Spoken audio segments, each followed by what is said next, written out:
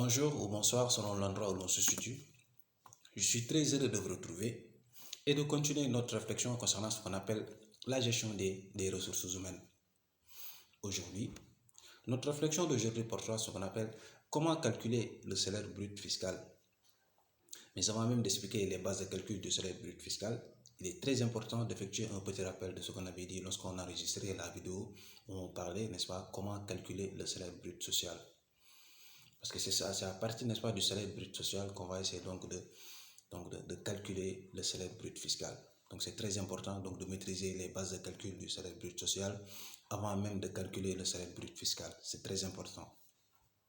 Alors rappelez-vous, je vous avais expliqué que pour calculer le salaire brut social, il faut partir du salaire de base, plus le sursalaire, plus la prime d'ancienneté, plus les heures supplémentaires, plus prime ou indemnité à caractère de salaire, maintenant moins retenu pour absence non justifiée. Donc le tout, ça donne ce qu'on appelle le salaire brut social.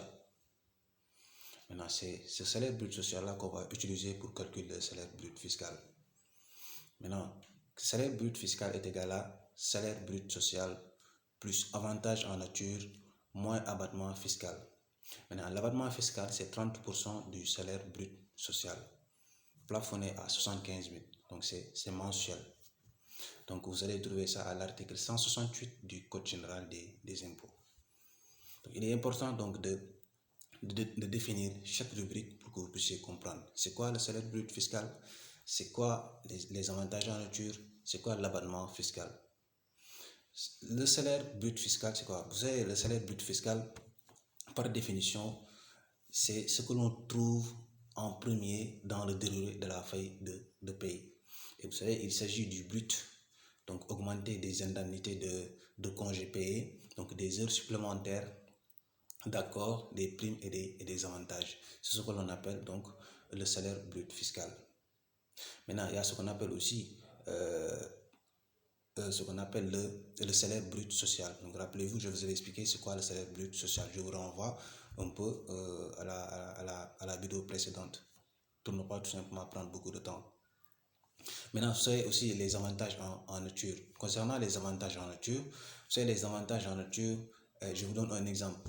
L'employeur met à la disposition, n'est-ce pas, de son salarié un logement de fonction avec ce qu'on appelle l'eau, l'électricité qui ne va pas payer. Donc, il n'a pas reçu ça donc, en numéraire, mais en nature. Donc, c'est très important donc, de comprendre cela. Le salarié est logé dans un appartement, il ne paie pas l'eau, il ne paie pas l'électricité. Donc, il n'a pas reçu ça en espèces, c'est-à-dire en numéraire. Maintenant, il a reçu ça en nature. Maintenant, moins abattement fiscal. C'est quoi l'abattement fiscal? Vous savez, l'abattement fiscal, par définition,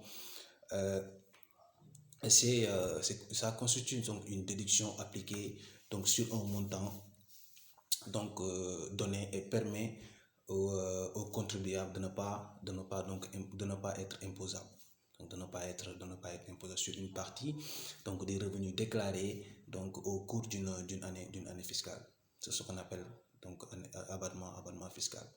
Donc je vous avais dit que l'abattement fiscal c'est 30% donc du brut social plafonné à 75 000. C'est très important. Mais attention, dès l'instant que vous appliquez 30% du brut social et que le montant que vous avez trouvé est supérieur à 75 000 francs, donc ce que vous allez faire, c'est que vous allez prendre 75 000 francs et vous allez défalquer ça directement sur le brut social.